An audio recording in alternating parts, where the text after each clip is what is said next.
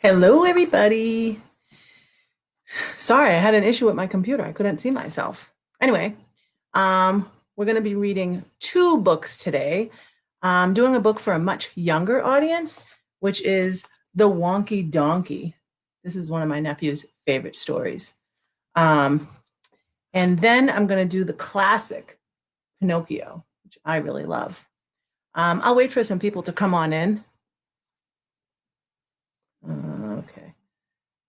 Make sure you like my ears. I'm a donkey today because both stories include a donkey. So I figured, with the quarantine, I can't be super creative. So I used some construction paper and made my ears.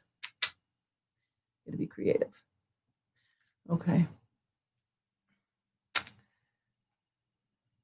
I'm going to just start in about a minute or so because it's 34:03. I don't always see who's on. I don't know why, but how are you guys doing? Are you staying sane in this mess? Staying at home? Reading and doing classwork? Oh. Ugh. Oh, I'm just going to start with the Wonky Donkey.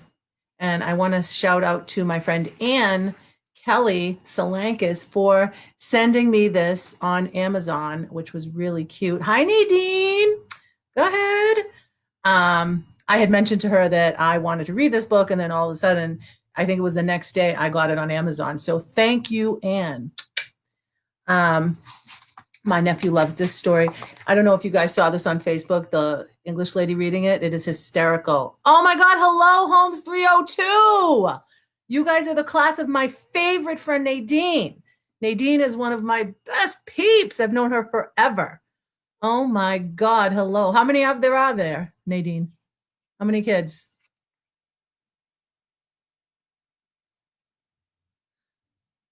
Well, anyway, welcome. I'm very excited that you guys are here. So I'm going to start with the Wonky Donkey. Again, this is younger. This is for a younger group, but I enjoy it and I'm older. Never mind the age, but I'm older. But anyway, I like this story. But I'm going to read two. I'm going to read this one and then I'm going to read Pinocchio. So stay tuned. This one's really short, which is why I decided to do two. So, the Wonky Donkey. I was walking down the street and I saw a donkey. And he only had three legs. He was a wonky donkey. And there he is.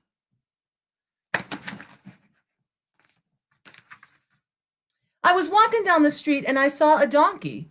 Hee haw! He only had three legs and one eye. He was a winky wonky donkey.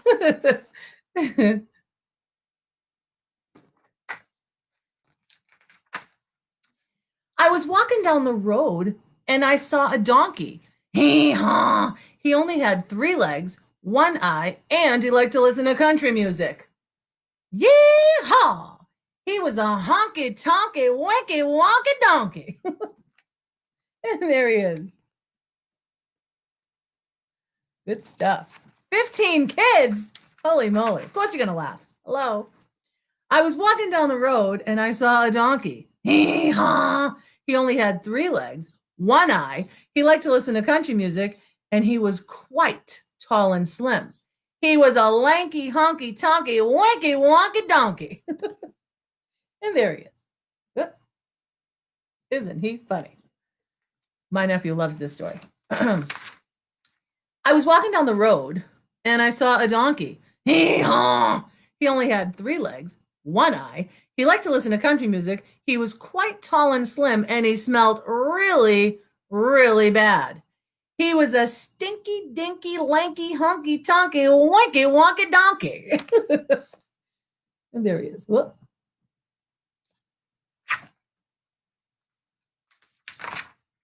I was walking down the road and I saw a donkey. Hee-haw! He only had three legs, one eye. He liked to listen to country music. He was quite tall and slim. He smelled really, really bad. And that morning, he got up early and hadn't had any coffee. He was a cranky, stinky, dinky, lanky, honky, tonky, winky, wonky donkey. And there he is, hanging upside down. I was walking down the road and I saw a donkey. Hee-haw! He only had 3 legs, one eye. He liked to listen to country music. He was quite tall and slim. He smelled really, really, really bad. That morning he got up, he hadn't had any coffee, and he was always getting up to mischief. He was a hanky, panky, cranky, stinky, dinky, lanky, honky, tonky, winky, wonky, donkey. I love to rhyme. Rhyming is fun. I was walking down the road and I saw a donkey. Hee-haw! He only had 3 legs, one eye. He liked to listen to country music. He was quite tall and slim. He smelled really, really bad. And that morning he got up early and hadn't had any coffee. He was always getting up to mischief, but he was quite good looking. He was a spunky, hanky, panky, cranky, stinky, dinky, lanky, honky, tonky, winky, wonky, donkey. And there he is. He's attractive. I was walking down the road and I saw a donkey. Hee-haw! And that's the end. Isn't that fun? My nephew loves that story. All right. So like I said, that was for like the younger crew, but now we're going to read a classic. One of my faves, Pinocchio. Okay. This is a great story. Most of you probably know it. I love this story so much. They're supposed to do a movie. I can't wait. A live action. I know they did one in Italy, but. Hello, my name is Jiminy Cricket. I never used to believe in the wishing star. Let me tell you what changed my mind. It all started one night in a woodcarver's shop. The shop was owned by a kind man named Geppetto. Geppetto had made a puppet out of wood. It looked just like a little boy. Geppetto lived with his cat Figaro and his fish Cleo. Just a little more paint and he's finished, Geppetto told him, and he painted on a smile. Then the old man smiled too. I have just the name for you, Geppetto said to the puppet, Pinocchio.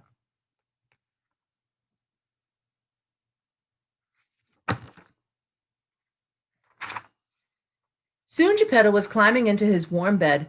Suddenly he pointed to the brightest star in the sky. Look, Figaro, it's the wishing star. Geppetto made a wish. I wish that my little Pinocchio might become a real boy, he told the cat. Geppetto fell asleep and dreamed about having a real live son. Well, I didn't fall asleep, so I saw the blue fairy fly right in the window. She waved her wand.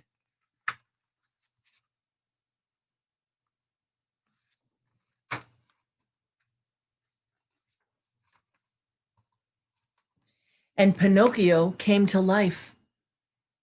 Am I a real boy? He asked. The blue fairy shook her head. If you are good, one day you will be a real boy. How will he know how to be good? I asked. You will help him, the blue fairy replied, and that's how I became Pinocchio's conscience. Pinocchio was very happy. He could walk and talk just like a real boy. In fact, he made so much noise that he woke up Geppetto. The old man could hardly believe his eyes. My wish has come true, Geppetto exclaimed. He danced around the room with Pinocchio. Look, Figaro, I have a son, Geppetto cried. Geppetto loved Pinocchio, and he would love a real boy.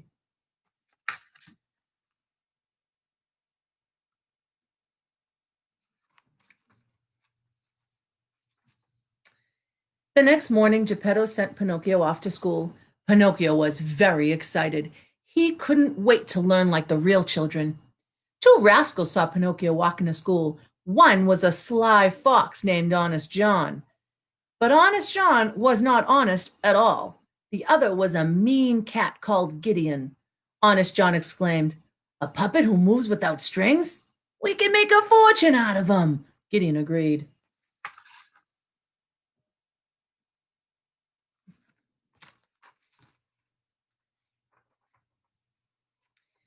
The fox and the cat told Pinocchio to come with them. Honest John said, You'll be the star of Stromboli's puppet show. But I have to go to school, Pinocchio replied. Actors don't need school. Come with us. We'll show you the easy road to success, the sly fox promised. So Pinocchio went with Honest John and Gideon.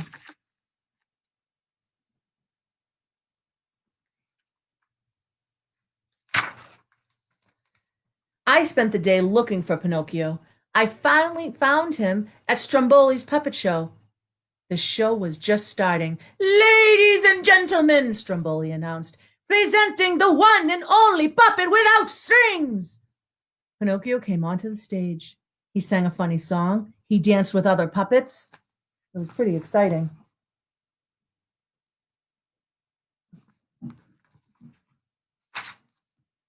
The crowd clapped and threw gold coins. Pinocchio was a star. I thought Pinocchio didn't need me any longer. But I was wrong. Stromboli wouldn't let Pinocchio go home to Geppetto. Instead, he locked poor Pinocchio in a cage. You're going to make me lots of money, the greedy Stromboli told him.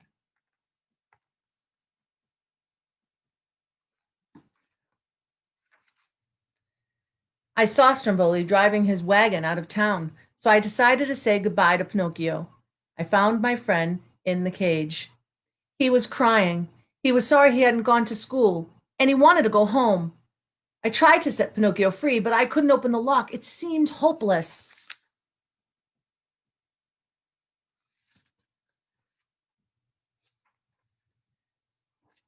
Then Pinocchio saw the wishing star. In a twinkle, the blue fairy appeared. She asked Pinocchio what had happened. Pinocchio told her one lie after another. With each lie, his nose grew longer and longer and longer and longer. Tell the truth, I begged Pinocchio. Finally, he did. The blue fairy smiled and waved her wand. Pinocchio's nose became short again, and he was free. Remember, said the blue fairy, a boy who won't be good might as well be made of wood.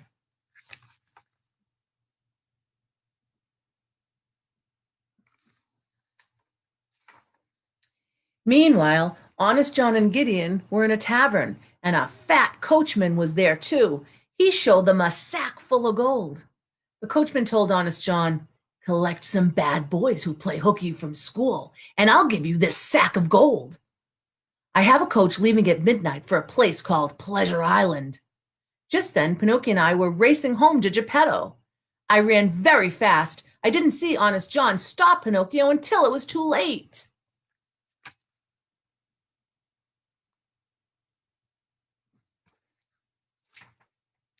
Honest John told Pinocchio all about Pleasure Island.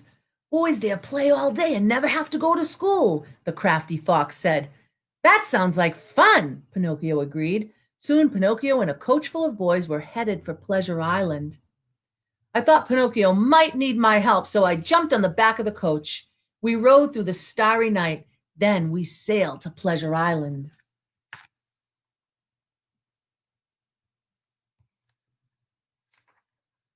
Pleasure Island was full of rides and sweets. The boys did whatever they wanted to do. Pinocchio made friends with a bad boy named Lampwick.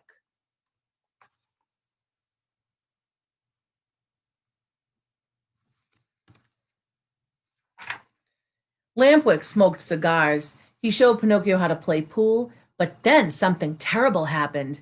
Lampwick grew donkey ears. He grew a donkey tail. He began to bray just like a donkey. Hee-haw, hee-haw. Lampwick turned into a donkey. Pinocchio started to laugh, but he just brayed like a donkey. Hee-haw, hee-haw. Then Pinocchio grew donkey ears and a donkey tail. He was turning into a donkey too. We've got to get off Pleasure Island before it's too late, I cried. Pinocchio and I jumped into the sea.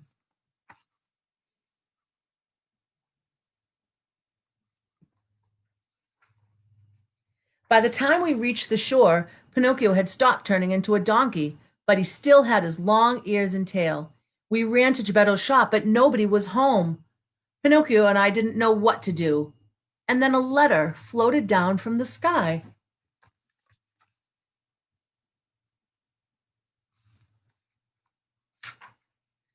I read the letter aloud. Geppetto went to look for you. His ship was swallowed by Monstro the whale. We must save him, Pinocchio cried. At that moment, Geppetto, Figaro, and Cleo were inside Monstro's belly. We'll starve if Monstro doesn't open his mouth soon, Geppetto said to them. Pinocchio and I went back to the shore. Pinocchio tied a rock to his tail, and then we jumped into the sea and sank to the bottom.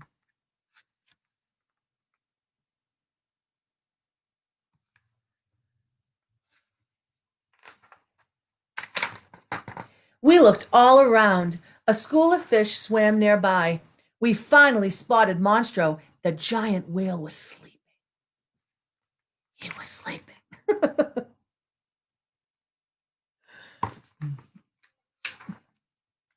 Suddenly, Monstro woke up.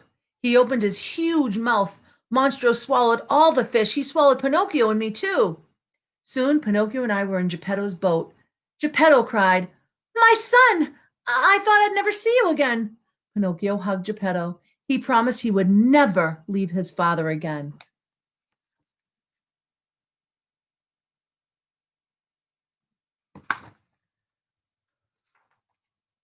Then Geppetto saw Pinocchio's long ears and tail. "What happened?" he asked. Pinocchio felt ashamed. "I'll tell you later," he said. "First, we got to get out of here." Pinocchio had a plan. "We need to make a fire. The smoke will make Monstro sneeze." They built a big fire, and sure enough, the huge whale opened his big mouth. Ah, ah, ah, chew!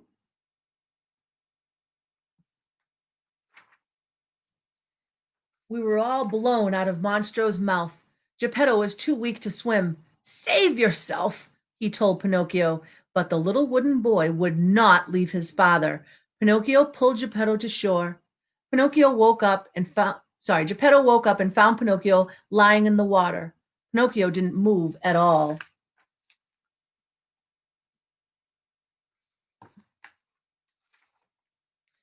Geppetto took Pinocchio home. He put the little wooden boy on his bed. Geppetto wept. "Goodbye, my brave son.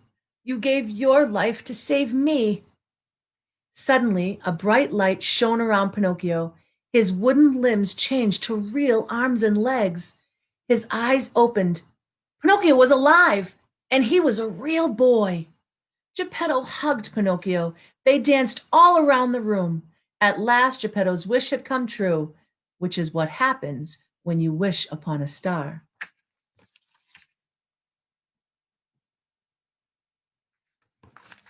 And that, my friends, is the end of the story. I hope you enjoyed it. Any questions? What'd you guys think, class 302? Woo woo! Any questions on two stories I did not write? I love to say that at the end.